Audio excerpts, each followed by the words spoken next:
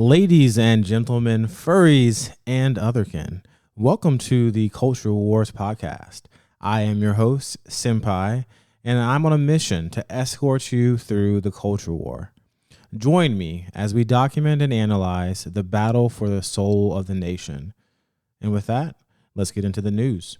The first story up here is President Joe Biden, who was caught sending mixed messages on the COOF response, talking to a bunch of congressmen, or rather to a number of governors this past Monday in a virtual meeting. And he says, quote, "There is no federal solution. This gets solved at a state level with respect to the most recent variant."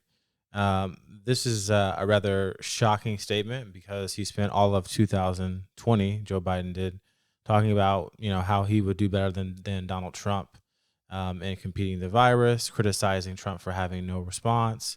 And now here we are at the end of 2021, and President Biden has had more deaths under his watch.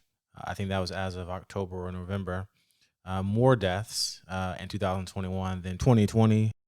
And after pushing this sort of mandate, he is now making the statement that this really can't be solved at the federal level.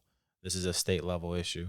So very compelling turnaround of events here as President Joe Biden sends these kind of mixed messages all over the place, communications. And so far, I don't think this has been walked back by the White House. So it's just one of those awkward statements that the media will probably help cover for, or maybe he'll walk them back eventually, or someone in his admin. This is a really important one. And so I think from a ranking standpoint, there's no question that this actually goes to S tier. And part of that is because currently the Supreme Court is slated to hear a case on COOF this month in December, and maybe the statement has some effect. I doubt that it will, but the fact that he's acknowledging this publicly, and in front of the world here, and still hasn't walked that back yet, is sort of a hopeful sign that maybe this will get tempered down to help lose the mandate, really. So this one's of critical importance, and we'll see what comes of it.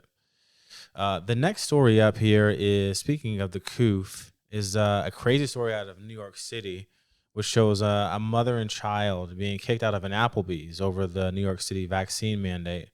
Now this is an insane story because it literally shows, on Twitter, the mother and the children basically being harangued by, maybe 5 to 10 or maybe more New York City Police Department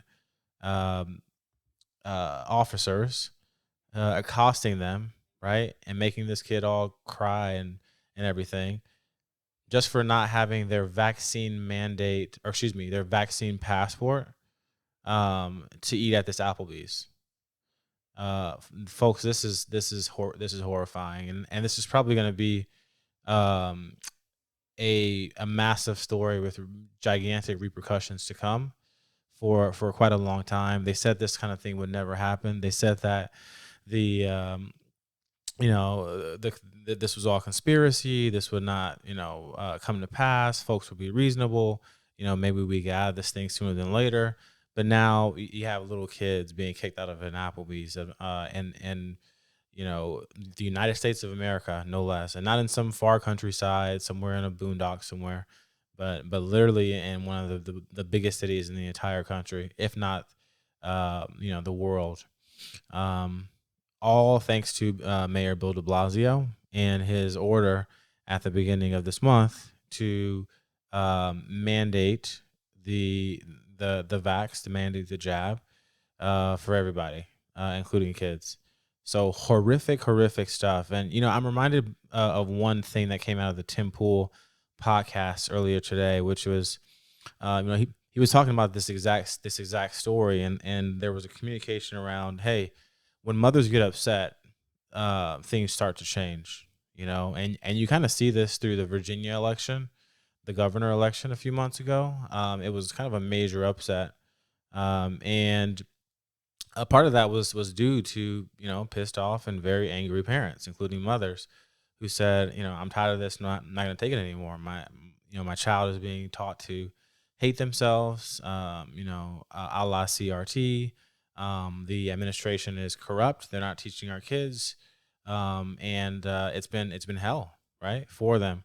And when the moms start getting involved, when the moms get mad, that's when things start to change. Bannon called that out, according to Tim, months ago.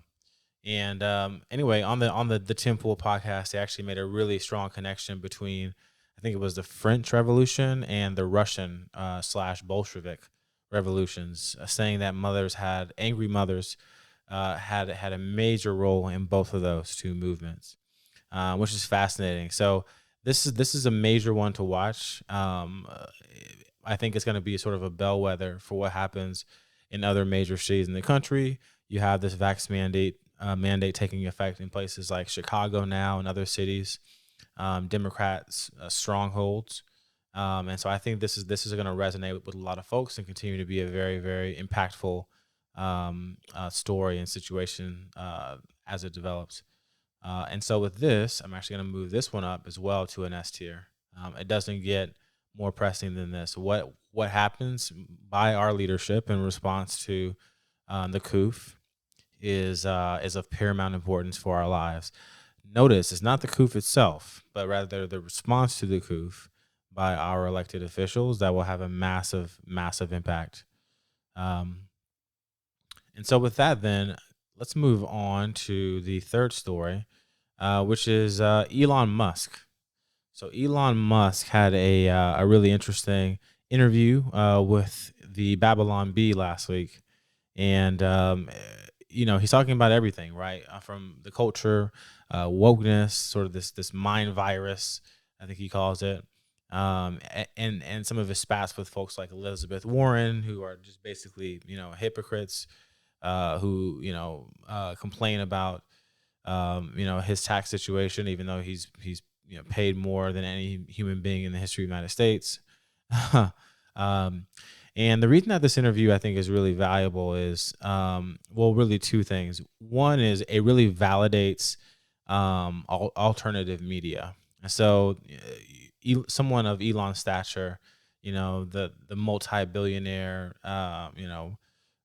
genius of our lifetimes, he could have probably taken this interview with any number of major news outlets and media outlets, heavy hitters, in the space on both the left and the right.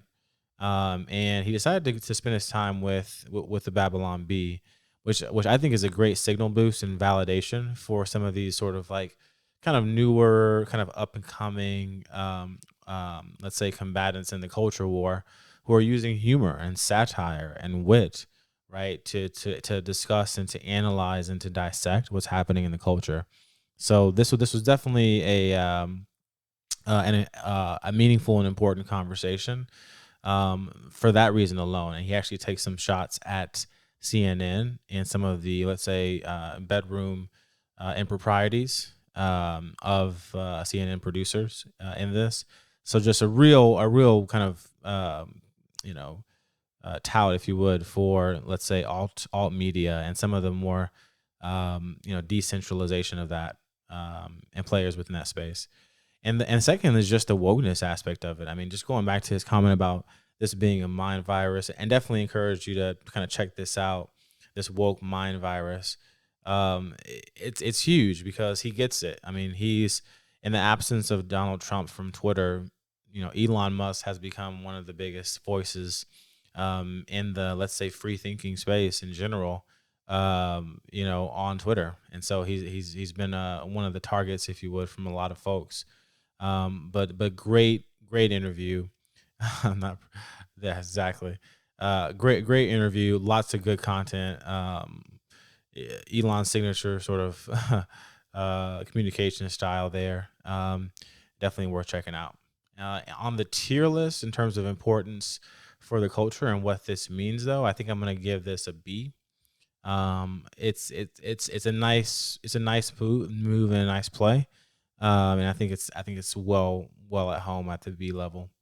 And then speaking of wokeness, so Andrew Yang, former presidential candidate and former mayoral candidate for New York City, he did an interview with John McWhorter, who's a Columbia linguistics professor, wrote a book about sort of this the new religion, if you would, that's disguised as anti-racism, and basically just spent a good hour or so talking about how wokeness is, to use Elon's word, a mind virus, the woke mind virus, which is shutting down everything: joy, comedy, freedom of expression, freedom of thought.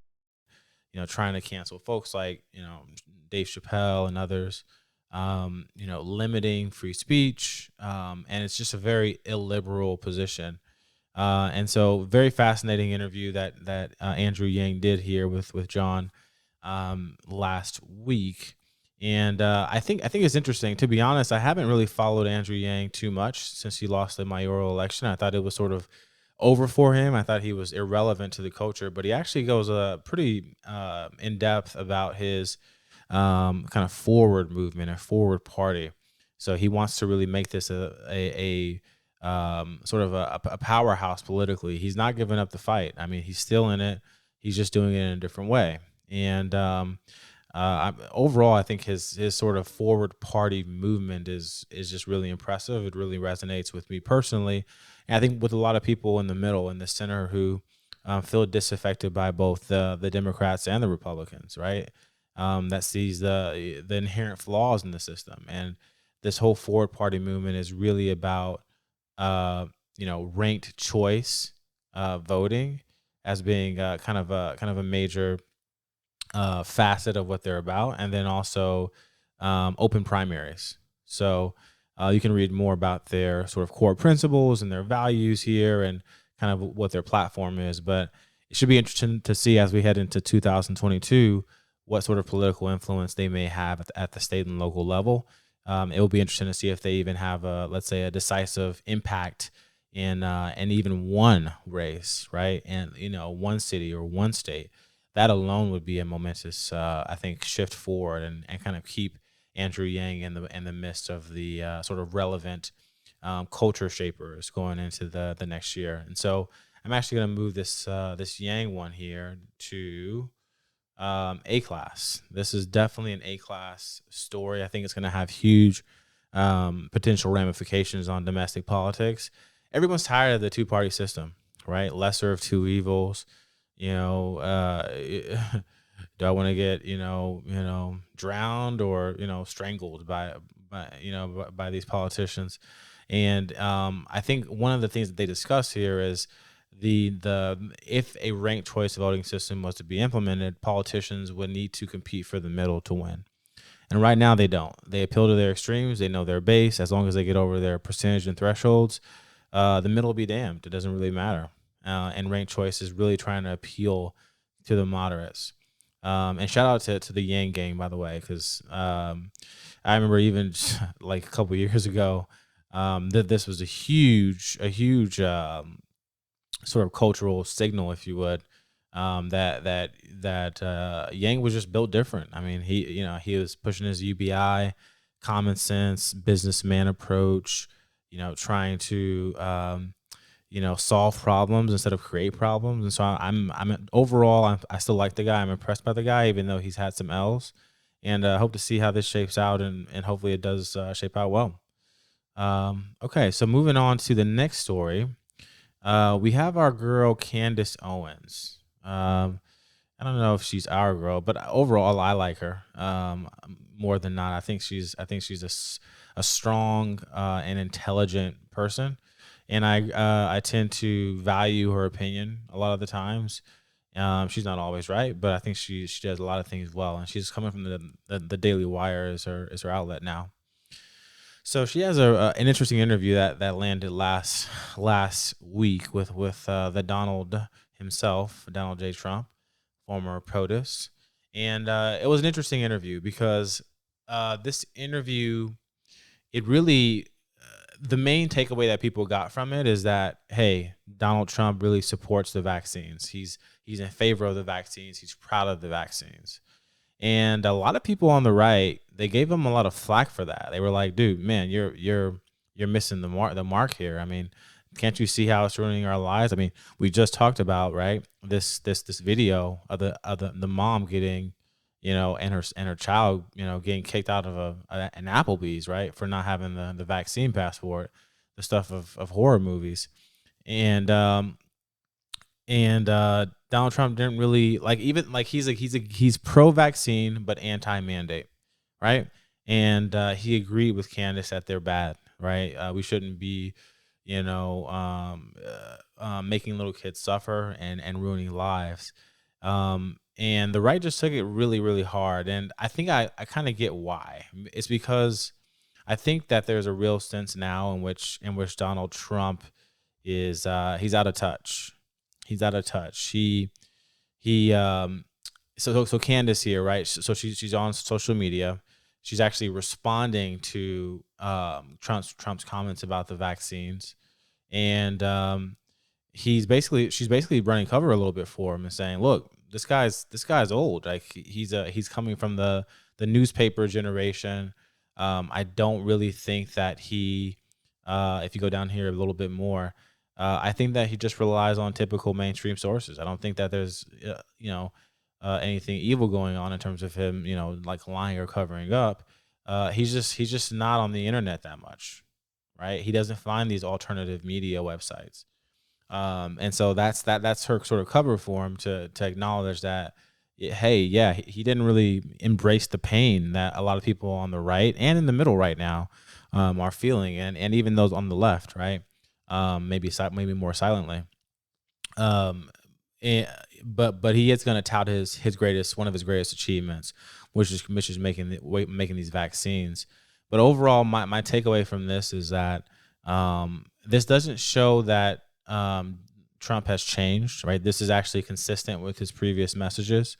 The vaccines are the greatest, and we did something amazing. He's been saying that for a long time. Okay. What's really changed, I think, if you read between the lines, is he doesn't understand how the American people feel, right? He's not focusing on the anguish, the angst, the anxiety, the pain, the isolation, right? The new fascism, right?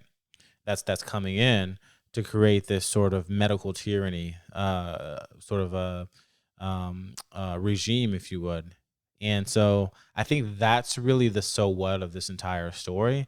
It's got blown up to almost push, make it seem as if he's flipped on us and flipped on the American people. But I don't really view it that way. I just think that he's just not usually, like, one of his greatest strengths is he's usually pretty in tune with, and how a lot of people feel, right, for better or for worse, right? The quote unquote deplorables. In this case, he kind of missed it, right? He minimized the pain. He acknowledged it, but he didn't really, emphasize it as much as people think he should have, right? And that's really where I think the right is really pulling his card and giving him some pushback on that. Um, I've often thought one of his greatest, or let's say most common refrains was, "I will never let you down."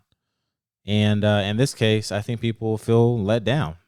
They may not want to admit it, but like, this isn't something that this isn't the reality that people wanted, right? And under his watch, things would have been different, right? It wouldn't be, get fired from your job or submit. And so I think this is a rather important story.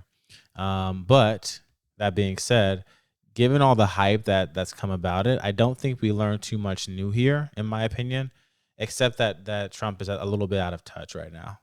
And so I'm going to give this a C on the tier list. Again, his communication has not changed. It's simply the timing of it, right? This far into the pandemic, people think that, and given all we've seen in 2021, people think that he would have had a closer pulse on the pain that people feel, and he didn't really communicate that well. Thanks for listening to today's rundown. If you liked what you heard, please comment, like, and subscribe, and I'll catch you next time.